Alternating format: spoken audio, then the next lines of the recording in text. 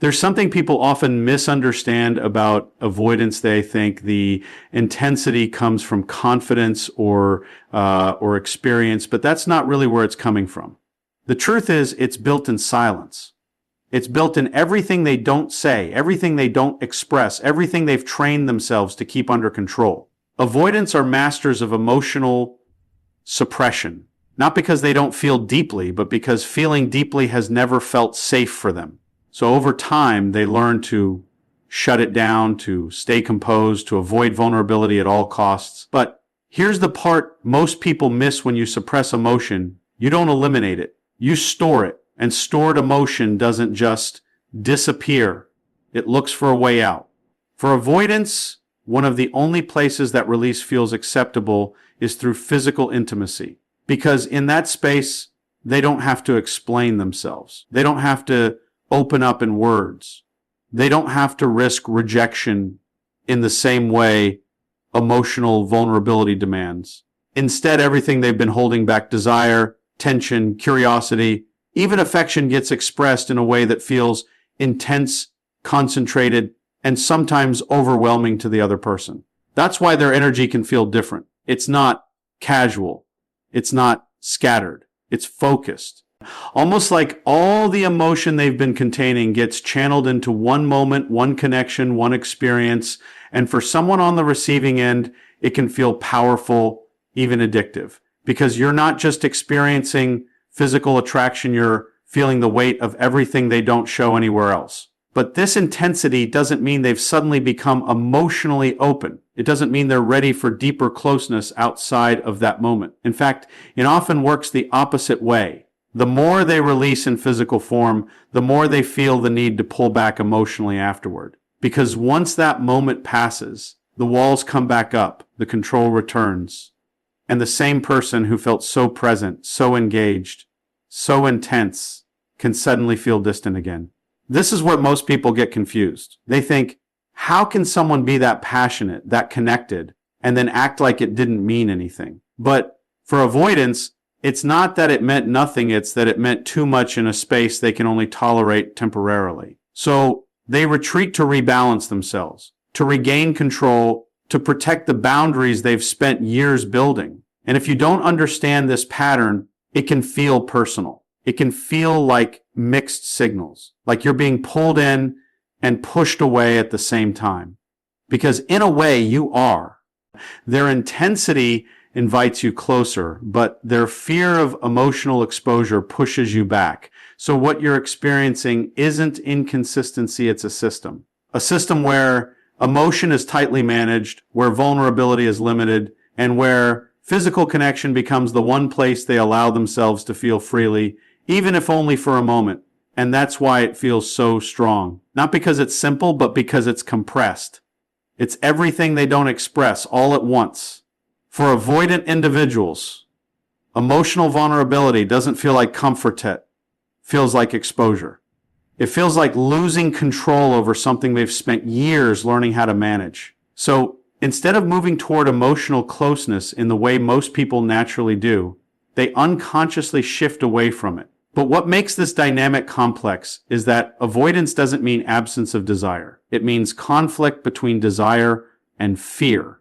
And in that conflict, physical intimacy often becomes the safer route. To understand this, you have to recognize how differently emotional and physical connection are processed in their mind. Emotional closeness requires openness, expression, honesty, and a willingness to be seen without control. For someone with avoidant tendencies, that can feel overwhelming because it removes their ability to regulate how much of themselves. It introduces unpredictability, how the other person will react, how deeply things might go, and whether they will be emotionally dependent on it afterward. That level of uncertainty can feel like a loss of autonomy. But physical intimacy operates in a different emotional category. It is present-focused. It does not always require verbal disclosure or emotional unpacking. It allows connection without necessarily demanding explanation.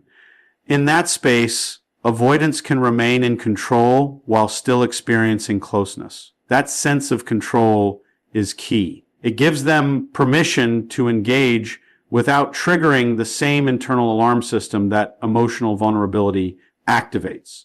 So what happens is a kind of emotional substitution, where emotional openness feels too exposing. Physical intimacy becomes the alternative language of connection. It's not that they are incapable of emotional depth, it's that emotional depth feels risky in real-time relational dynamics. So instead of saying what they feel, they often express it through presence, touch, intensity, or physical engagement. To the outside world, this can look confusing because the signals are mixed. Strong physical connection on one hand, emotional distance on the other. This is where misunderstandings begin. People often interpret physical intensity as emotional availability. They assume that if someone is deeply engaged physically, they must also be open emotionally. But for avoidance, those two systems are often disconnected. Physical closeness does not automatically translate into emotional transparency. In fact, sometimes the more intense the physical connection becomes, the more internal pressure they feel to reestablish emotional distance afterward. That's because emotional vulnerability feels like a threshold they are constantly managing. When they get too close emotionally, their system reacts by creating distance, not out of lack of care, but out of self-protection. It's a learned mechanism. At some point in their emotional development, closeness likely became associated with discomfort, unpredictability, or emotional overwhelm. So now, even when they crave connection, they instinctively regulate how much of it they can safely tolerate. This is also why they may seem more open in private, intimate moments, yet distant in everyday emotional conversation. In private, physical presence allows them to express something that words would otherwise expose too directly. It becomes a controlled environment for emotional release without full vulnerability. But once that moment passes, they often retreat into emotional self-containment again. And for the person involved with them, this creates a confusing emotional rhythm. One moment there is closeness, warmth, intensity. The next moment, emotional distance returns. It can feel like inconsistency, but internally, it is actually consistency with their coping strategy. They are not switching personalities, they are switching levels of emotional exposure. The important thing to understand is that for avoidance, safety is not found in distance alone. It is found in control of closeness. They don't avoid connection entirely, they regulate it. They decide how much emotional access is allowed at any given time. And physical intimacy often becomes the controlled environment where they allow themselves to experience closeness without feeling emotionally overwhelmed. So when you see them deeply engaged in physical connection but resistant to emotional vulnerability, it's not contradiction in the way most people assume. It is a structured form of emotional self-protection, a way of staying connected without crossing the internal threshold that triggers their fear response. And that is why, for them, sex or physical closeness can feel safer than emotional vulnerability. Not because it is less meaningful, but because it is more contained, more controllable, and less exposing in ways they have not yet learned how to safely navigate.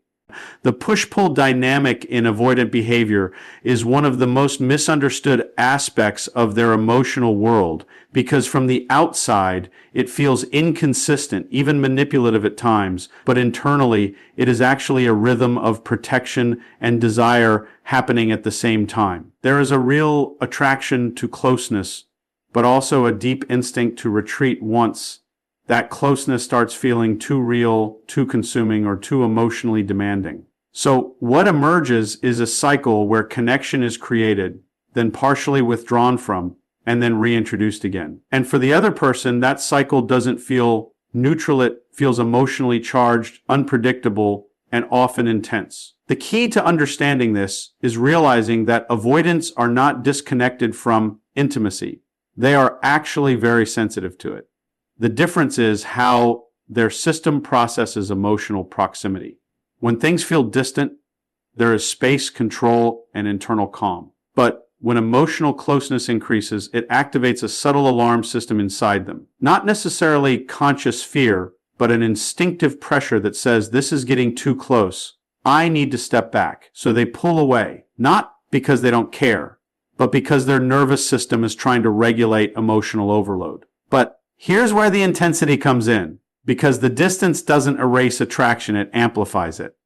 When someone pulls away after moments of closeness, it creates emotional contrast, and contrast creates a tension.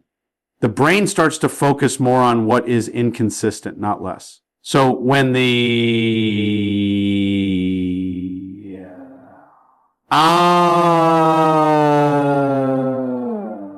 when the avoidant returns after a period of distance, even in a small way, a message, a touch, a glance, it carries more emotional weight than it normally would. That return feels significant, and it reactivates emotional anticipation. This cycle of withdrawal and return creates what many people experience as emotional magnetism. The connection doesn't stay flat, it moves. It breathes. It expands and contracts. And in that movement, attraction can intensify. Not because stability is absent, but because predictability is disrupted. The nervous system of the other person starts to track the pattern. When will they come close? When will they pull back again? What does it mean when they return? And that mental engagement deepens emotional involvement, often without conscious awareness. At the same time, the avoidant is also experiencing this cycle internally, but from a different angle. When they are close, they may feel momentarily open, even deeply engaged. But as soon as emotional intensity increases beyond their comfort threshold, they instinctively distance themselves to regain equilibrium. Yet when distance lasts too long, another feeling starts to emerge: longing. Not always expressed directly, but felt internally as curiosity, attraction, or subtle emotional pull back toward the connection. So they return again, not to fully surrender emotionally, but to reconnect within their safe limits. This is why the dynamic feels like movement rather than stability. It is not a straight line of connection or disconnection. It is a loop, and in that loop, both proximity and distance become part of the attraction itself. The closeness feels powerful because it is not constant. The distance feels meaningful because it is not permanent. Together, they create emotional tension, and tension is often mistaken for depth. For the other person involved, this can become emotionally confusing, because moments of closeness feel very real, even intimate, and moments of distance feel equally real, but contradictory. So the mind tries to resolve it by searching for a consistent explanation: do they care or not? But the truth is, both states are real for the avoidant. They care in closeness, and they protect themselves in distance. It is not a contradiction in feeling, it is a fluctuation in emotional tolerance. What makes this even more powerful is unpredictability. The brain naturally pays more attention to inconsistent reward patterns than consistent ones. So when affection, attention, or intimacy is not constant but intermittent, it can become more psychologically engaging. That doesn't mean it is healthier or more stable. It simply means it captures attention more deeply. And in avoidant dynamics, this intermittent reinforcement often becomes the emotional signature of the relationship. So the push-pull is not just behavior. It becomes a pattern of emotional timing, a rhythm where closeness is meaningful because it is followed by space, and space is meaningful because it eventually leads back to closeness. And in that rhythm, intensity grows not because everything is aligned, but because everything is fluctuating.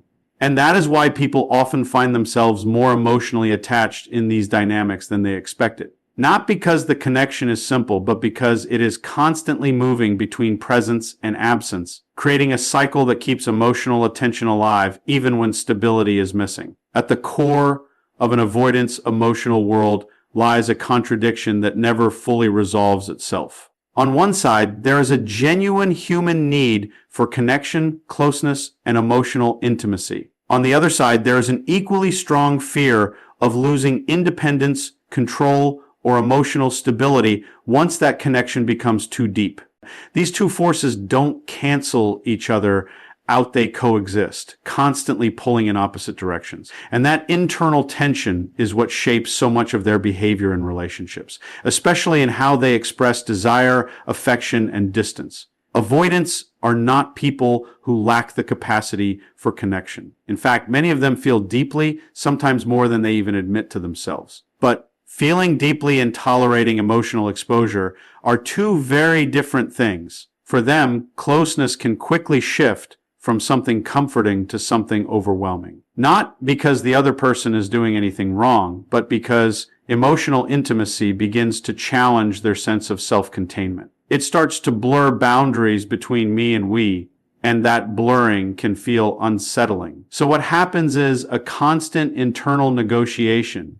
Part of them wants to move closer to be seen, to be understood, to experience intimacy in its fullest form. But another part is always monitoring how close is too close. How much emotional dependency is forming? How much control do they still feel they have? And when that internal threshold is crossed, even slightly, the protective response is to step back. This is where their fear of losing independence becomes very important. Independence for an avoidant is not just about being alone or self-sufficient in a practical sense. It is emotional independence. It is the ability to feel safe without needing constant validation or emotional reliance on someone else. So when a relationship starts to feel emotionally consuming, even if it is healthy from the outside, their internal system may interpret it as a threat to that independence. But here is the complexity. This fear does not remove their desire for connection. It actually intensifies it in a different way. Because when they pull back to protect their independence, they also begin to miss the connection they stepped away from.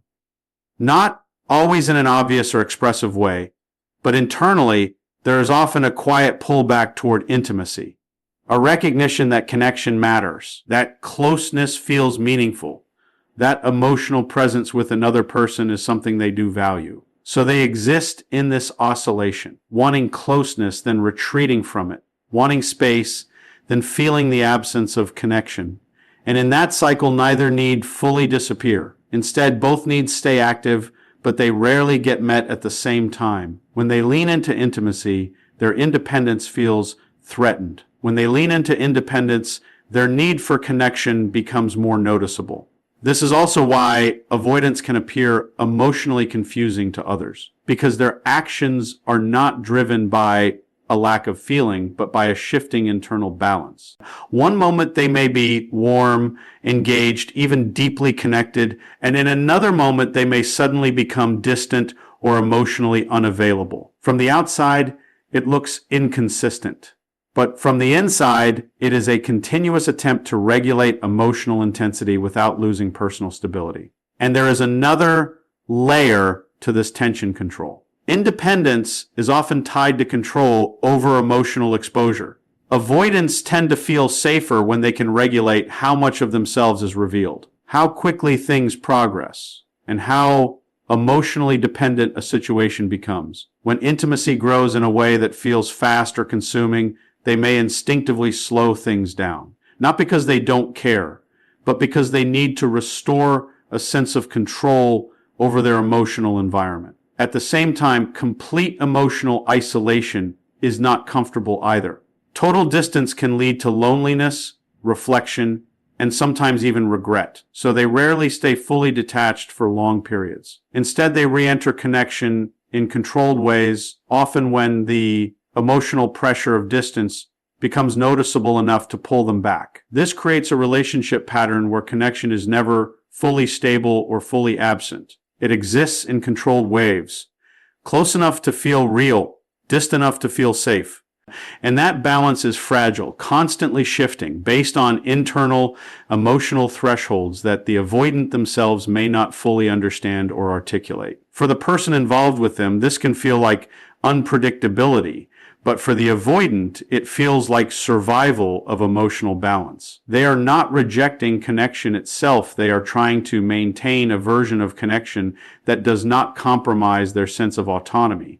And that is the core tension they live with. The desire to be close without losing themselves, and the need to stay independent without losing connection. Most people misunderstand avoidant behavior because they interpret what they see on the surface without understanding the emotional system underneath it. From the outside, an avoidant can appear confident, composed, even emotionally engaging in certain moments, especially during intimacy or connection. And then in the very next phase, they can seem distant, detached, or uninterested. To someone experiencing this, it feels like inconsistency, like mixed signals, or even emotional manipulation. But in reality, what is happening is not deception, it is misinterpretation of emotional signals based on different internal wiring. The biggest misunderstanding begins with how people interpret intensity.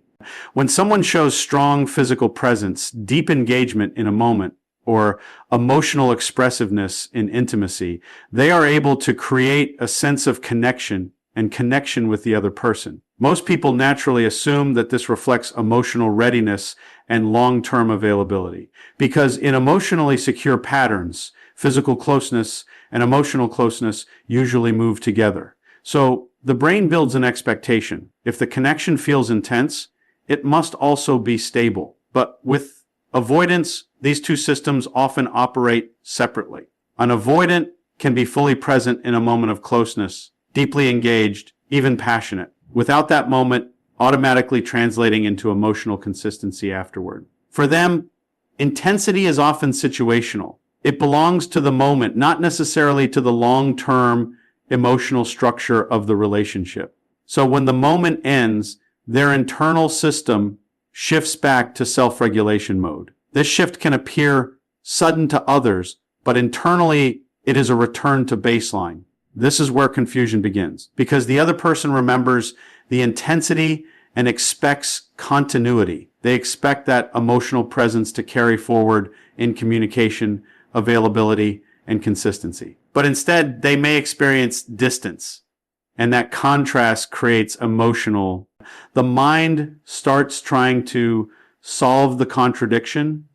If they were so connected before, why are they distant now? And without understanding avoidant patterns, the answer often becomes personal interpretation, thinking it was fake, temporary, or misleading. But for avoidance, it was real in that moment. The emotional connection, the attraction, the engagement, it was all genuine. What changes is not the authenticity of the feeling, but their capacity to remain in that emotional state continuously. Once emotional intensity reaches a certain threshold, their system naturally shifts toward detachment as a form of regulation. It is not rejection of the person, it is regulation of internal emotional load. Because of this, avoidants often end up being misread in relationships. Their moments of closeness are taken as full emotional availability, while their moments of distance are taken as emotional withdrawal from the relationship itself. But in their experience, both states are part of the same cycle.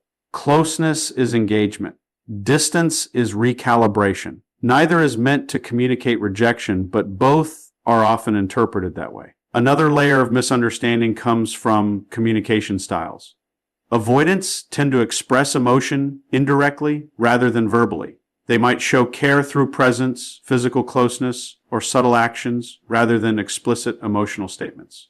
So when the other person is looking for verbal reassurance or consistent emotional expression, they may not receive it in the expected form. This gap creates the impression of emotional unavailability even when care is present in other forms. At the same time, their distancing behavior is often interpreted as lack of interest. But in many cases, distance is not absence of feeling, it is management of feeling. When emotional closeness starts to feel too intense, too fast, or too consuming, the avoidant system pulls back to restore internal balance. This creates the impression of unpredictability, but internally it is consistency with their coping mechanism. What makes this even more complex is that avoidants are not unaware of connection. They often recognize the value of intimacy and may even desire it deeply, but they struggle with sustaining it without feeling overwhelmed. So they move in cycles, engaging when it feels safe, retreating when it feels too close, and returning when the distance creates longing again. For the other person, this creates emotional confusion because the relationship does not follow a linear pattern. It does not steadily progress in closeness or stability. Instead, it fluctuates. And without understanding the internal logic behind that fluctuation, it is easy to assume inconsistency in care or intention. But the key point most people miss is that avoidants are not acting without feeling. They are acting with feeling, but also with protection. Their emotional world is not absent, it is regulated. They are constantly managing how much closeness they can safely experience without losing their internal sense of stability. So when people say they didn't care or they were just playing games, they are usually oversimplifying a much more complex emotional process. What is actually happening is a constant balancing act between connection and self-protection, between presence and distance, between feeling and regulation. And until that is understood, avoidant behavior will continue to be misread as inconsistency, when in reality, it is a structured emotional survival pattern that simply doesn't align with how most people expect love and connection to behave. When dealing with avoidant individuals, we must be aware of their behavior and take steps to avoid them. One of the biggest misconceptions is that the solution is simply to try harder or be more patient, as if consistency alone will eventually dissolve their patterns. But avoidant dynamics don't respond well to pressure, emotional chasing, or unconscious attempts to force closeness. What they actually require is something much more grounded and internally stable, emotional self-regulation on the other side of the relationship. In other words, the person involved with them has to be steady enough within themselves that they are not pulled into the avoidance cycles of distance and return. This is where emotional stability becomes essential, because without it, the push-pull dynamic does not just stay external, it starts to become internalized. The other person begins reacting to the avoidance behavior with anxiety, overthinking, emotional dependence, or attempts to regain closeness at any cost. And ironically, this often triggers the avoidant to pull back even more. Not because they don't care, but because increased emotional intensity from the other side feels overwhelming and activates their need for distance again. So what becomes necessary is not emotional pursuit, but emotional grounding. The ability to observe their behavior without immediately reacting to every shift. When they move closer, you don't overinvest beyond your own emotional balance. When they move away, you don't collapse into anxiety or self-doubt. This kind of steadiness is rare because most people naturally respond to emotional inconsistency with emotional reactivity. But in avoidant dynamics, reactivity is exactly what intensifies the cycle. Boundaries play a critical role here, but not in the aggressive or controlling sense. Boundaries with avoidance are not about forcing them to behave differently. They are about defining what you will and will not participate in emotionally. For example, if communication becomes inconsistent, instead of chasing clarity repeatedly, a grounded response might be to step back and allow space without emotional escalation. If closeness is offered and then withdrawn, instead of reacting with panic or emotional confrontation, the speaker would say that the speaker is feeling overwhelmed by the situation and is seeking to withdraw from the interaction. The response is to stay anchored in your own emotional reality. This does not mean becoming cold or detached. It means becoming regulated. There is a difference between emotional presence and emotional dependency. Emotional presence allows you to care, to engage, and to connect without losing yourself in the process. Emotional dependency, on the other hand, makes your stability dependent on their behavior. And avoidant dynamics amplify this dependency if you are not careful, because the inconsistency naturally triggers a desire to fix the connection. Another important aspect is patience, but not passive patience. It is not about waiting indefinitely for someone to change. It is about observing patterns over time without rushing to emotionally overinterpret each moment. Avoidants often move in cycles, and those cycles can only be understood through consistency of observation, not emotional reaction.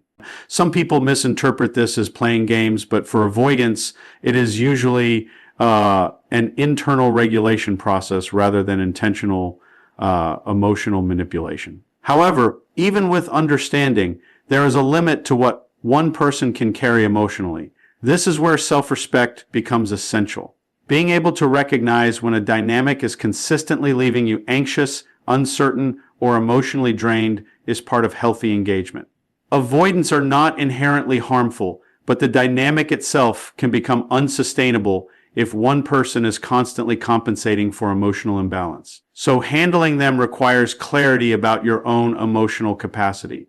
You cannot stabilize someone else's avoidance by overextending your own emotional system. In fact, doing so usually deepens the imbalance. What tends to work better is maintaining a steady emotional tone, expressing needs clearly without pressure, and allowing space for reciprocity to emerge naturally rather than forcing it through emotional intensity. At the same time, it is important to understand that not all avoidance will move toward greater emotional availability simply because you are stable. Some will, over time, become more secure through consistent, low-pressure connection. Others may remain fundamentally uncomfortable with sustained emotional closeness regardless of the environment. This is why expectations matter. Stability is not a tool to fix. Avoidance set is a way to protect your own emotional state while engaging with uncertainty. And this is the key shift most people need to make. The goal is not to make the avoidant fully open up. The goal is to remain emotionally intact whether they do or not. When you stop centering your emotional world around their fluctuations, the dynamic loses its power to destabilize you. In that sense, emotional stability is not just a strategy, it is self-preservation. It allows you to engage without losing yourself, to care without collapsing, and to experience connection without being consumed by its instability. And that is the only way avoidant dynamics can be navigated without turning into emotional exhaustion.